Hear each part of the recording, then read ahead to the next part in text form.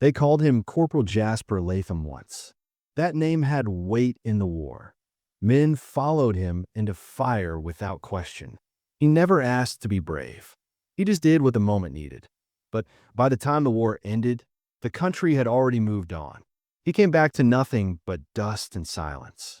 The badge he once wore with pride now felt like rusted metal. Folks in town barely remembered his face, and those who did just turned away. He was the one who got court-martialed over a command he disobeyed to save his unit. The government gave him a dishonorable discharge. The army wiped its hands clean. And the people, well, they never wanted a disgraced man carrying stories of blood and betrayal. So Jasper lived out near the creek, in a shack that leaned harder every spring. He didn't speak much anymore. His voice had turned rough, like the gravel road leading to his cabin. Most days he fished in silence. No one visited. No one remembered. Not even when the snows came thick and deep and left his roof sagging. He patched it alone. The town had already forgotten their soldier. But everything shifted the day Nora Linney rode into Red Hollow. She wasn't from there. You could tell by the way her boots didn't quite sink right in the dirt, the way she avoided eye contact like she'd learned not to trust it. She arrived with one bag, a train ticket folded in her pocket, and a wedding dress stuffed tight beneath her coat. No carriage came to meet her. No groom stood waiting. The station master offered her a weak smile, like he already knew the story. She sat outside the depot for hours, dress creased and face pale, waiting for a man who never came. By sunset, she was still sitting there, lips tight and trembling. A girl passing by with her mother whispered, "She must be one of those mail-order brides." The mother tugged the child's hand and hurried her along. Nora didn't cry. Not there. Not in front of the town that had already made up its mind. Her groom had promised a new start. A widower named Clive Murrow. Ranch owner. Strong values, he said in the letters. Said he needed a quiet, decent woman to raise his two girls. Said he wasn't looking for beauty, only loyalty. But when she stepped off that train, all dressed up for someone else's dream, she found nothing waiting. Not a word. Not a note. Just wind and dust. Clive had backed out. Folks would later whisper. Maybe changed his mind when he saw her. Maybe someone told him things about her that he didn't like. But Nora hadn't come with secrets. Only silence. Only scars no one could see. The innkeeper, Gilly, was the only one kind enough to give her a room. Just one night, she warned. No charity here. Nora thanked her softly and paid in cash. She stayed 3 days. Jasper heard about her the way he heard about most things, through wind, crows, and the echo of voices that never reached his door. He wasn't looking to meet anyone, least of all a girl who'd been left behind by someone else's lies. But the 4th day, he saw her walking along the riverbank. She wore that same wedding dress beneath a brown coat, him dragging in the mud, hands wrapped tight around the bag she hadn't let go of since she arrived. She stopped near his shack and stared at the water. Didn't cry. Didn't speak. Just stared. He watched her from the shadows. Not in the way a man watches a woman, but in the way a ghost watches the living. Detached. Curious. Hollow. The next morning, she came back. Sat on a log, face to the sky, silent. Jasper kept to himself. But every day, she returned. Like clockwork. Quiet. Still. He began to wait for her. Not that he'd admit it. On the 7th day, he left a mug of tea on the log before heading to the woods. Didn't say a word. When he came back, the mug was empty, placed exactly where he left it. Nora didn't know his name at first. Folks in town didn't talk about Jasper Latham anymore. If they did, they called him the old soldier by the creek, the way kids talk about haunted houses. But she didn't ask questions. She just kept showing up. It was on the 10th morning that she finally spoke. "You used to fight, didn't you?" Jasper didn't turn to look at her. "A long time ago." She nodded. "I used to run." He didn't ask what from. Over the next few weeks, words came in slow drips. She told him bits and pieces. About a man back east who promised her a future if she agreed to keep quiet about something she saw. about running away when she realized her name was being used like a shield, about how she thought starting over meant safety. It never did. Jasper didn't say much back, but he listened, maybe for the first time in years. The town didn't like seeing them together. Whispers started. The rejected bride and the disgraced soldier. Some folks said she was living with him now, that she'd taken up with a man no decent woman would stand beside. But Nora didn't flinch, and Jasper never cared what people said. One morning, she asked if she could stay. Not in his bed, not like that. Just stay. No one else wants me, she said. But you never looked away. He looked at her then, really looked. You don't have to ask. You're already here. And she started sewing again, left little stitched patches around the shack, mending curtains, repairing his torn coat, hemming sleeves. She made meals, cleaned, not to please him, not out of duty, just to make the space feel like it didn't belong to ghosts anymore. One morning, Nora came back from the river with a simple question. What was your name? Before they forgot it. Jasper. Jasper what? He hesitated. Jasper Latham. She let the name settle. Then I think I'll take that. He looked at her, confused. She smiled, soft, a little broken. Nobody wants the name I was born with. And no one else offered me another. She didn't mean marriage. Not exactly. Just belonging. So the next time she went into town, she signed her name on the ledger at the dry goods store as Nora Latham. No one questioned it. But names carry weight. And soon, the past Jasper had buried started catching up. Red Hollow was a town built on looks, what you wore, how you smiled, who you claimed to be. But it didn't take much scratching for the truth to bleed through. And with Nora Latham now walking its streets, quiet and unafraid, the town had something new to whisper about. They didn't trust what they couldn't place neatly in a box. Especially not a woman who wore a ringless finger like it was armor and lived with a man they tried hard to forget. But Jasper and Nora didn't live for the town. They had carved out something just for themselves, just wide enough to breathe in. That fragile piece started bending the day Gideon Keene returned. Gideon had served with Jasper in the war. They fought shoulder to shoulder once. But while Jasper was punished for refusing a direct order that would have killed innocent civilians, Gideon was the one who gave the report that buried him. Jasper had never expected to see him again, least of all strutting through Red Hollow in polished boots and a sheriff's badge. Sheriff Harlan Rowe had died that winter, heart stopped in his sleep, and the county brought in Gideon as the replacement until the town could vote. No one had much say in the matter. But the moment Jasper saw Gideon walking down Main Street, tipping his hat like a friend, something behind Jasper's eyes went dark. Nora noticed the change.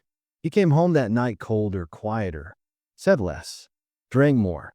She asked once who the man was, and Jasper simply said, someone who helped put me in a grave, and called it justice. Gideon pretended not to recognize Jasper at first, but he did. His glances lingered. His greetings grew bolder each day. Eventually, he strolled right up to the Latham's porch. Nora opened the door. Well now, Gideon said with a thin smile. You must be the bride who never got wed. She didn't answer, just stared at him. He rocked on his heels. No shame in starting over, I suppose. Long as you know who you're tying yourself to. Jasper stepped outside then, jaw tight, fists twitching. Gideon's smile widened. You've got a good woman, Jasper.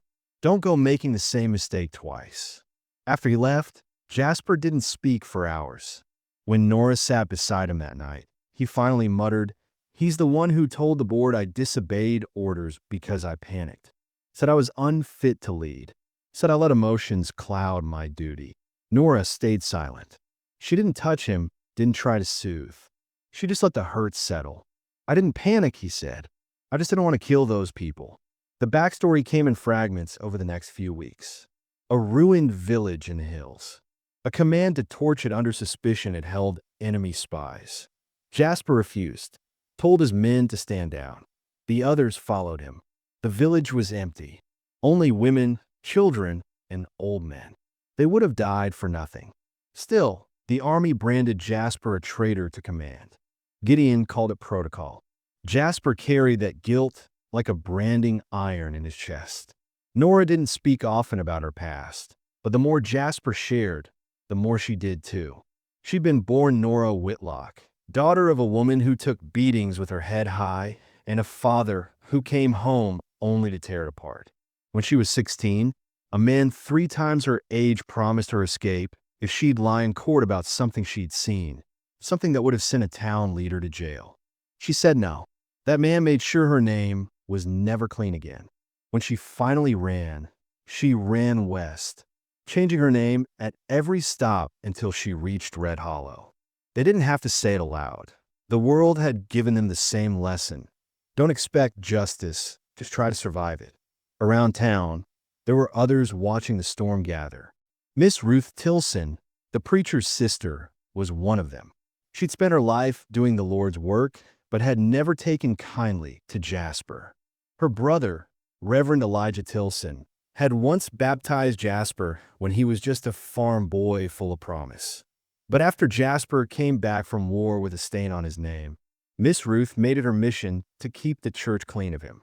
When Nora started attending Sunday service, wearing a patched dress and sitting in the back pew, Miss Ruth made sure the whispers started again. "She's taken his name," she'd say in her tight, shaking voice. "No vows, no ring. And well, we know what he's capable of." Then there was Josie Danner, who ran the general store with her husband. Josie had been sweet on Jasper once, long before the war. She never forgave him for coming back broken and distant. Now, she watched Nora with eyes that were sharp and cold. When Nora came to buy coffee or sugar, Josie offered exact change and silence. But not everyone turned away. Caleb Stroud, the farrier, remembered Jasper from boyhood. Quiet but solid. He came by the cabin one day with a bag of nails and an offer to help fix the roof. "You looked out for my brother in Tennessee," he said. "Least I can do." He didn't talk long, just nodded to Nora and left. And there was Dinah Moss, who ran the boarding house.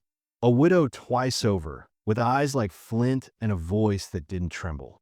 When Miss Ruth warned her to be careful renting to a woman like Nora, Dinah answered, "If being left and standing up makes her dangerous, maybe we all ought to be scared." Still, the tension in town rose with every day Gideon wore that badge. The way he looked at Jasper, the way he leaned on his authority, it wasn't about law. It was unfinished business. Gideon wanted Jasper to crack. He wanted the town to choose a side. And Jasper knew it. One afternoon, a fight broke out behind the saloon. 2 men drunk, accusing each other of cheating at cards. Jasper wasn't even nearby when it started. But the moment Gideon arrived, he made sure Jasper's name got brought up. "He's been stirring folks lately," Gideon told the crowd.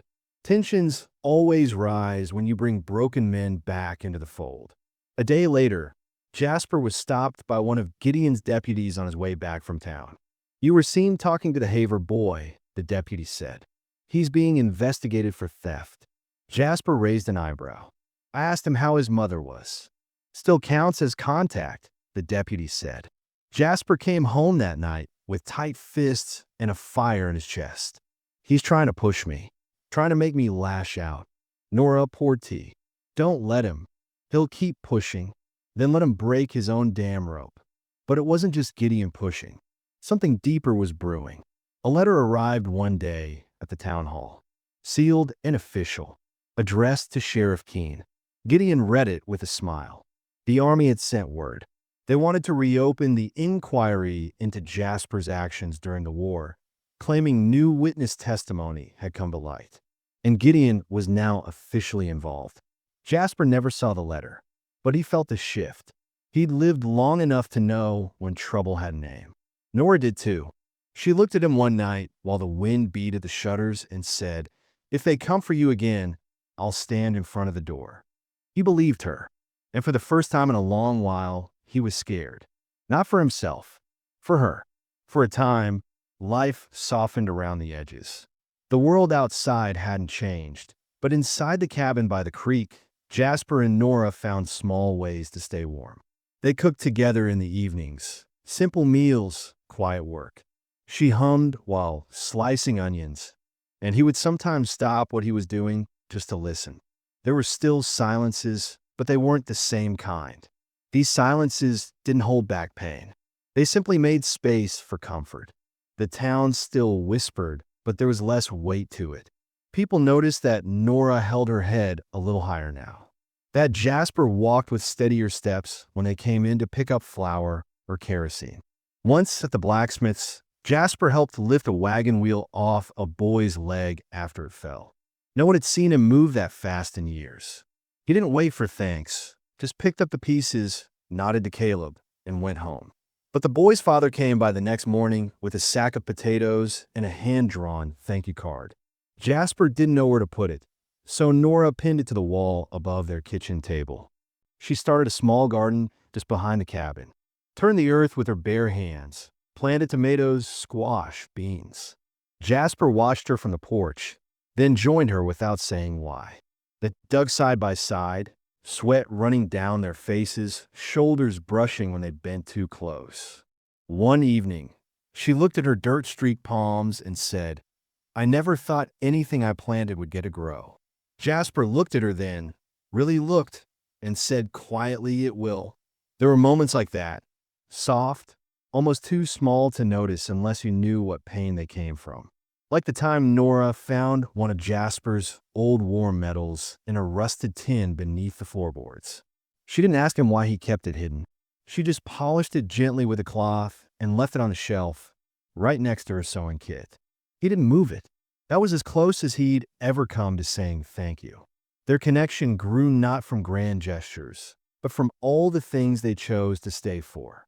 The long walks by the river, the way Jasper refilled the woodpile before the cold set in without being asked, how Nora cleaned out the broken drawer in his dresser and lined it with fabric. He gave her space. She gave him steadiness. And in that quiet balance, they began to heal. But healing didn't stop the world from creeping in. One night, a knock came at the door. Jasper opened it to find a girl no older than 16 standing there with 2 bruised eyes and blood on her lip. She didn't say a word, just stared at him with wide, wild eyes.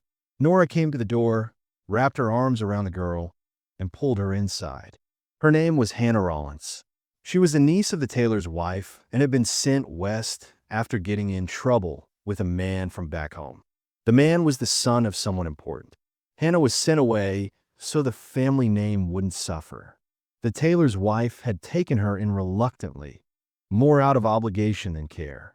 When Hannah had refused to marry a man chosen for her, she'd been locked in the cellar. That night, she ran barefoot through the dark and followed the creek, having heard whispers about the woman who lived with the soldier. Nora let her sleep in their bed. She and Jasper took the floor.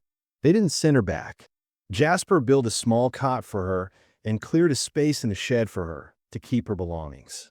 Nora taught her how to stitch properly, how to season potatoes, how to read faces before they turned cruel. Hannah didn't speak much at first, but one morning, Jasper saw her helping Nora water the garden, sleeves rolled, hair tied back, humming under her breath.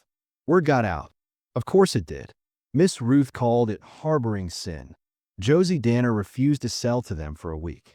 Gideon came riding by one morning and stopped just far enough on the porch to keep his hands clean. "Taking in runaways now, Jasper," he said with that same sharp smile. "She's not running," Jasper answered. "She's healing." Gideon rode off without a word, but the message was clear. Jasper was being watched. Still, inside the cabin, there was peace, even laughter.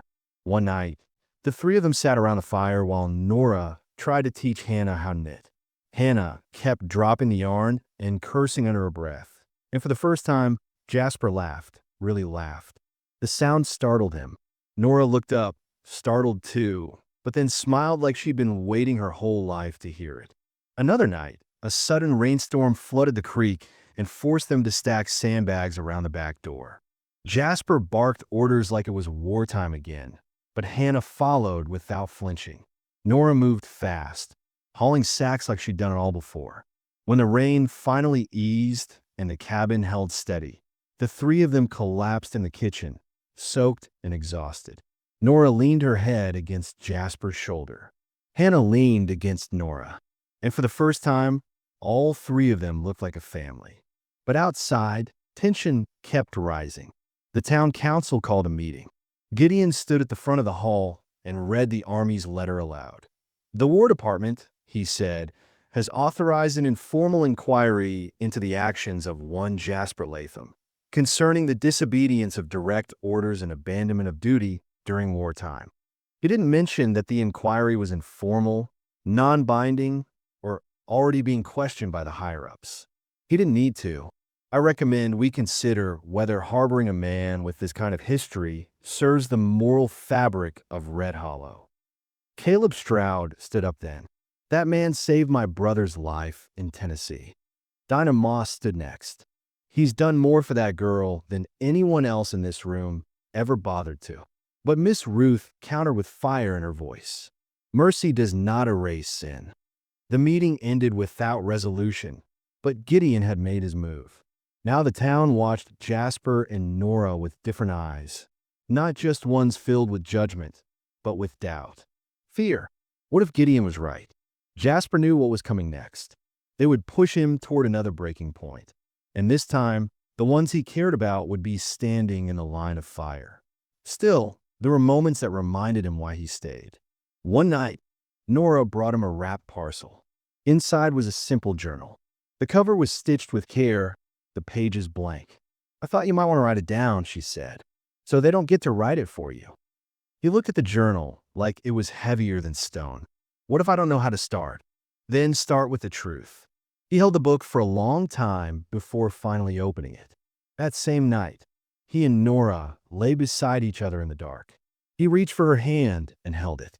"If they come again, if it gets bad," she turned to him, voice low and steady.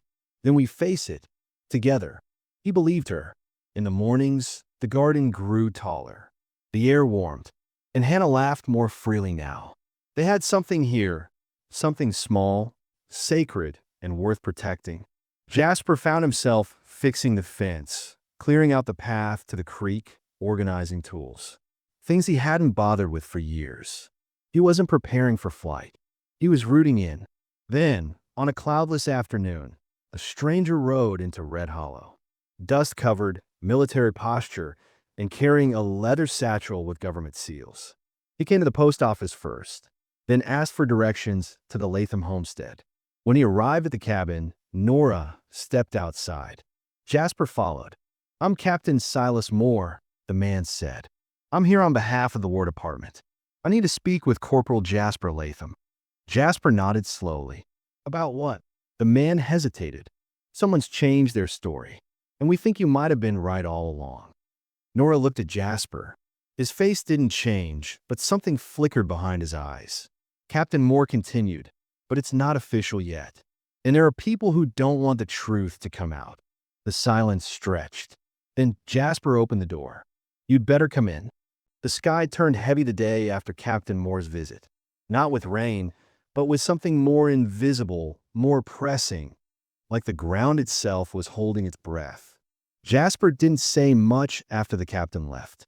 He stood for hours near the woodpile, splitting logs that didn't need splitting, staring past the trees like he was watching a memory walk toward him. Nora didn't push. She knew the signs by now, the way he moved when his past reached out with both hands and tried to drag him under again. That night, Jasper sat at the kitchen table with the journal she'd given him, pen gripped tightly in one hand, blank page staring back. He hadn't written a word yet. He couldn't.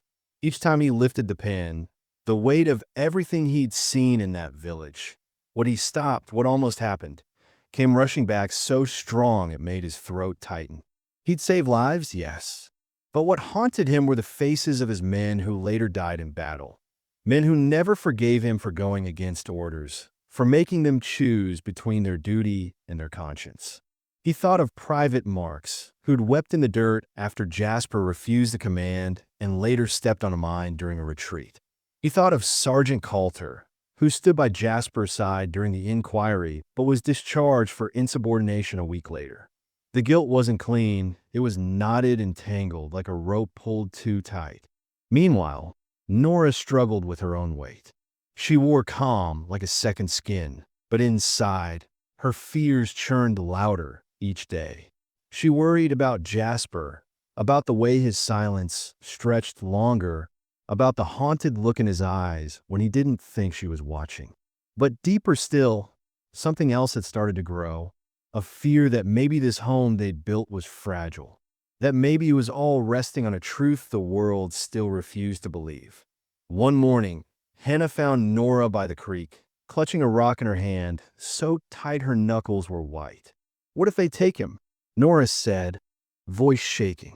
"What if they strip away what's left of him, just when he's starting to feel whole again?" Hannah didn't answer. She just sat beside her, let the silence speak for them both. The girl had changed in small ways. Her eyes less hollow, her voice less afraid, but she knew the ache of waiting for the world to crush something good.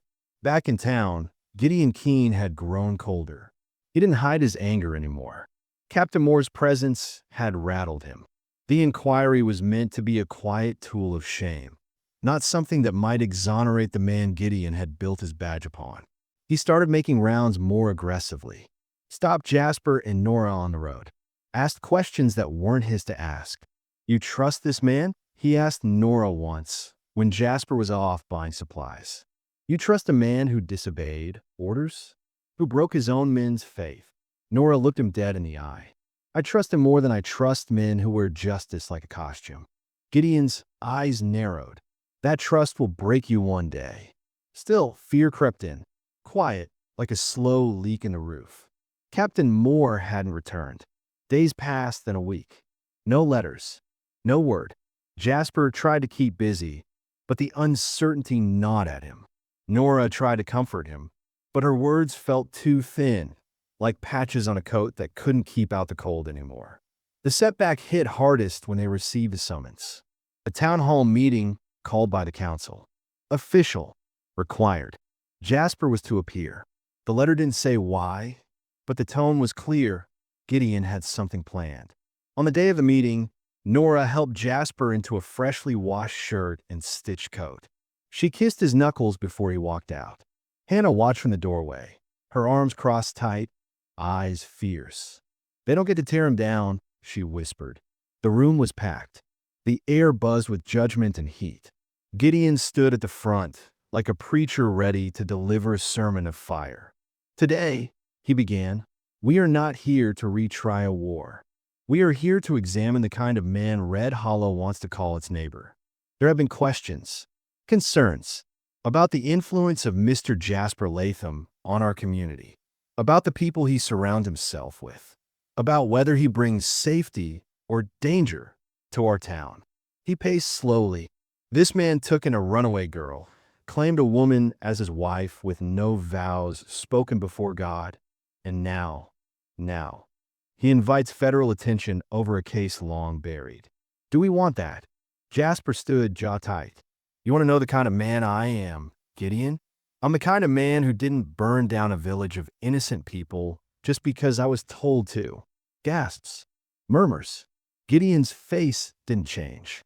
"I'm the kind of man who let them take everything, my rank, my name, my brothers in arms, and I still stayed silent. But I won't be silent now." Gideon tried to interrupt, but Jasper raised his voice. "You can call me a disgrace. You can call me a traitor. But the only reason I'm still standing is because I didn't lose what matters most, my soul." The room fell quiet. Caleb Stroud clapped once, then Dinah, then a few others. But many still stared, stiff and unsure. Nora's heart raced. She saw the fear behind Jasper's strength, the tremble in his hands when he sat back down. He looked strong, but inside he was shaking. That night, they didn't speak much. Jasper sat on the porch long after the fire burned out. Nora stood behind him, hands at her sides. "I don't know if it mattered," he finally said. "It mattered to me, but what if it doesn't change anything?" Nora knelt beside him, placed a hand over his. "Then we live with truth." That's more than most people can say. But even Nora had doubts. That night, she cried quietly while Jasper slept. Not from regret, but from helplessness. from a way hope could make you feel more exposed than despair ever did. Days passed. Then word came. Captain Moore had returned, quietly, without warning, and he brought someone with him. Sergeant Coulter, older now, limping slightly, eyes dull but clear. He stood in front of the town hall with Captain Moore and said 5 words that changed everything. Jasper Latham told the truth. He spoke of the day the command came down to torch the village. How Jasper had stepped forward, risked his commission, risked court-martial, and refused. How Coulter and 3 others backed him. How they were threatened with dishonor if they didn't stay quiet. Latham saved lives, Coulter said, and they punished him for it. The town was stunned. Gideon left the hall before it ended, but the damage had already been done. That evening, back at the cabin, Jasper said nothing as Nora brought in the last of the laundry. Henna set the table. Unaware, she was humming again. The garden had started sprouting tiny green shoots. Jasper stood by the door. He didn't smile. He didn't cry. But his shoulders had dropped an inch, like he was finally breathing right. And yet, that night, Nora found him standing alone by the creek, hands clenched, tears silently streaking down his face. She walked up, stood beside him. He didn't hide his pain. "I thought clearing my name would make me feel clean," he said. "But I still remember every face. Every man who died after. Every brother who looked at me like I betrayed them." Nora leaned her head on his shoulder. "You didn't get justice, Jasper. You got truth. It doesn't erase the weight, but it means you don't have to carry it alone anymore." He turned to her slowly, voice barely above a whisper. "Do you still want my name?" She looked at him with steady eyes. "I never took it because it was clean. I took it because it was yours." He kissed her for the first time then, real long, slow. Not desperate, not afraid, just true. The world still carried weight. Gideon still prowled in corners. Judgment still lingered in some hearts. But for the first time in years, Jasper Latham wasn't running, and Nora wasn't lost. Together, there was something stronger than either had ever been alone. The rain returned with the thaw, soft and steady, soaking the earth around the Latham homestead. It wasn't storming, not yet. Just the kind of gray, slow drizzle that turns everything quiet. Jasper stood on the porch with a cigarette between his fingers, smoke rising in threads. He hadn't smoked in years, not since the war, but that day, something inside him stirred that he couldn't ignore. The weight of Captain Moore's visit, Coulter's testimony, and the town's shifting eyes had cracked something open, something Jasper had long tried to keep buried. Nora stepped out beside him, arms crossed under her shawl. "That won't help," she said, nodding at the cigarette. "Didn't light it," he said softly. "Just wanted to feel it." She stayed silent a moment. "What are you thinking about?" He exhaled slowly. "The last mission, the one before everything went wrong." He didn't usually talk about it, not in detail. But today, the memory came sharp, like someone had opened a door he'd nailed shut years ago. Nora waited, sensing the moment was fragile. "It was a cold morning," Jasper began. "Coulter and I had just buried a boy from our unit, barely 18, shot in the throat while bringing water to the line. We were tired, hungry, losing men every day. That's when the order came down about the village." He paused, jaw tight. "They said there were scouts hiding among the women, that we couldn't risk it, that we had to burn it down and move on." Nora didn't speak. Her eyes were on the river now, letting him keep his gaze wherever it needed to go. "I walked into that village with a torch in my hand. I looked into the eyes of an old woman holding a baby. She didn't speak English. Didn't need to. Her face, it was peace. Just peace. And I knew, if I dropped that torch, I'd never get my soul back." He looked at Nora now. "So I threw it into the mud, and I told my men to walk away. And they followed you," Nora said quietly. "Not all of them. 2 disobeyed. Went straight to command. Said I was insubordinate, emotional, dangerous. Coulter and a few others backed me, but it wasn't enough. I was done before the board even met." Nora stepped closer. "You saved lives, Jasper. I know, but I can still feel the heat of the fire that never started. Like my body remembers the guilt even though I did the right thing. That's the part one can't shake. Why does it still feel like I failed? She touched his hand. Because you still care. Because you still carry it for all the ones who didn't. He didn't cry, but something in his chest broke open like a slow tear. He dropped the cigarette into the dirt and wrapped his arms around her like he needed to remember what breathing felt like. Later that week, a letter arrived. Official envelope. Government seal. Captain Moore's final report. Jasper stood in the doorway, fingers trembling, and opened it while Nora stood close. Inside were two sheets. The first, a formal apology from the Department of War, acknowledging the initial inquiry's failure to include critical testimony. The second, official notice of a full pardon effective immediately. His record cleared. His name restored. He stared at the letter, unreadable. Nora watched him carefully. "Well," she asked. Jasper folded the paper slowly. "They said sorry, but they got it wrong. And I don't know what to feel." She took his hand and led him inside. Hannah found out an hour later. She wrapped Jasper in a hug before he could stop her. "Told you," she said with a grin. "Told you they'd see it." Jasper smiled faintly.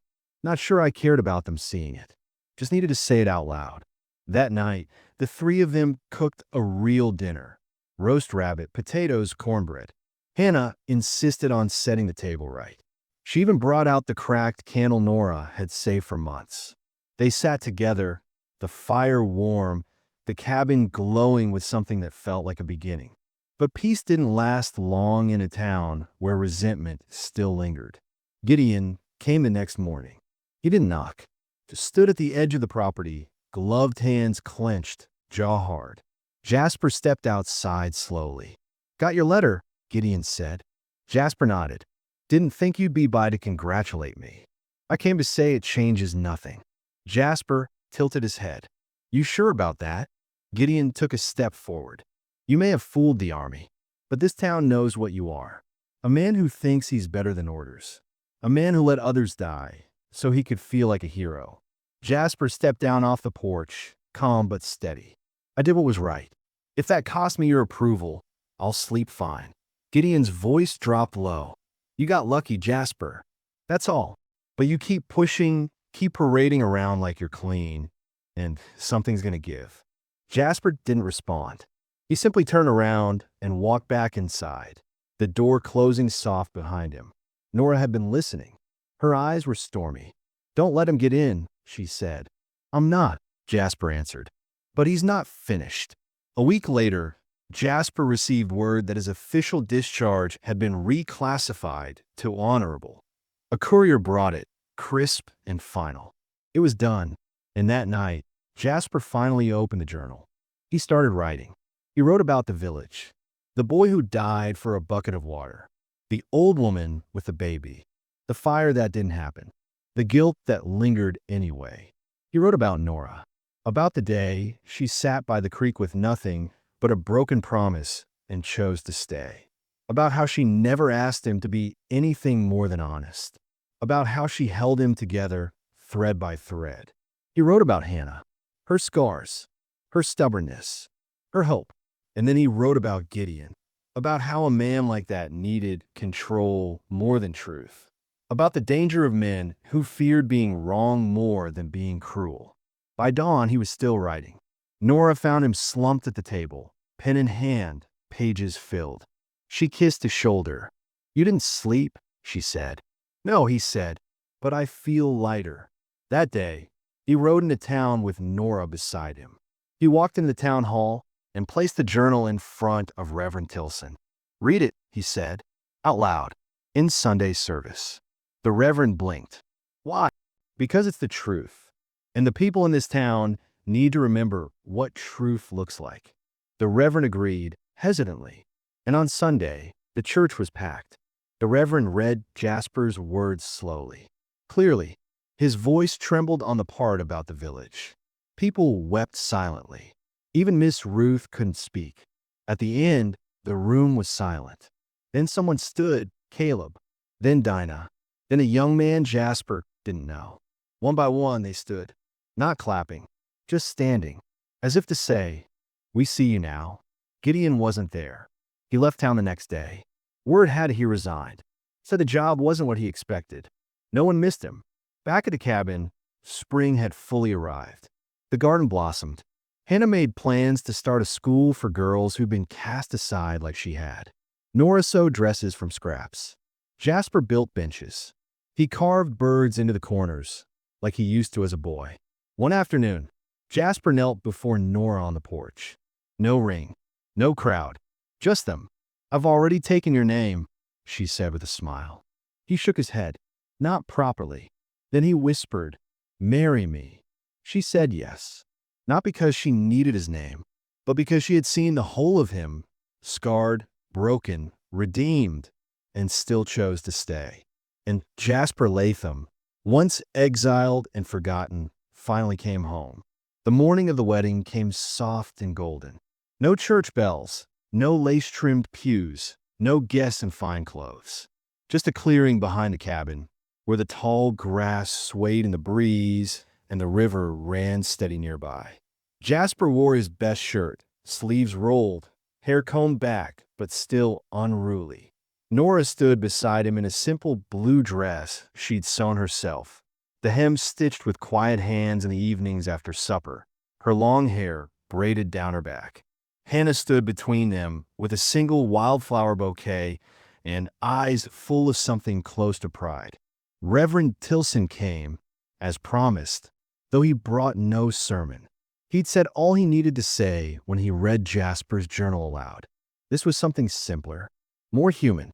No long vows, no performance. Just two people standing steady, looking each other in the eye with full hearts and open hands. Jasper spoke first. "I never thought I belonged to anything again. Not after what I lost. But you, Nora, you didn't just stay. You reminded me who I was before the world tried to erase it. You didn't ask me to be anything except honest. And I promise I'll never lie to you. Not even in silence." Nora's voice didn't waver. "I came here with nothing. No name worth keeping. No place to go. And then I found you. You didn't rescue me. You let me stand beside you. That's all I ever wanted.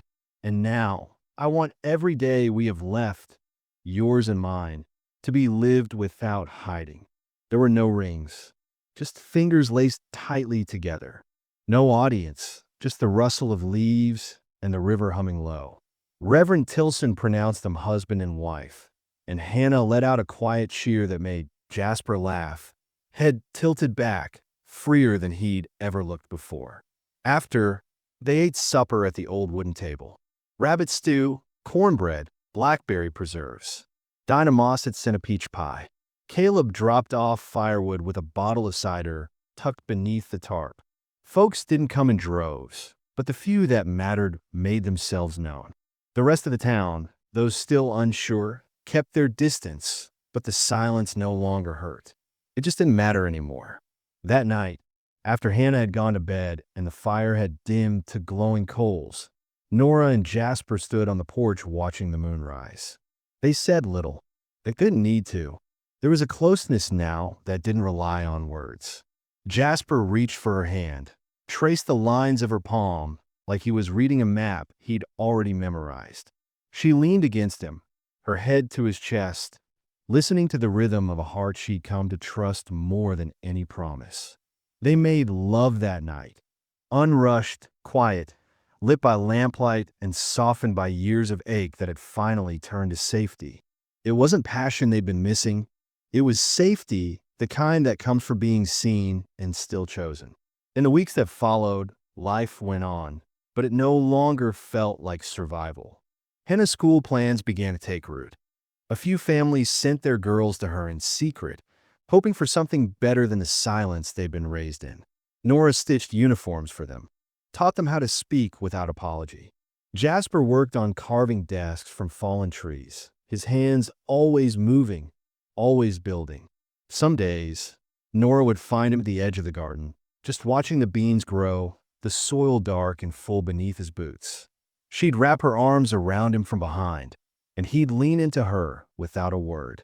Other days, they'd ride into town together, faces steady, names spoken without shame. The past never disappeared. The war didn't leave Jasper's body. The cellar still haunted Hannah sometimes in her sleep. And Nora still had mornings where she woke wondering if it could all vanish again. But those moments grew softer. One evening, Nora found Jasper sitting with the journal in his lap. He handed it to her. "I think it's finished." She opened it carefully, flipping through the pages that told his whole truth, not just the parts others tried to write for him. At the end, he'd added a single line: "We survived by telling the truth and loving what was left." She closed the book and looked up at him. "You're not what was left, Jasper. You're what came through." He reached for her hand and kissed her knuckles. "So are you." The river never stopped flowing behind the cabin. The garden kept blooming.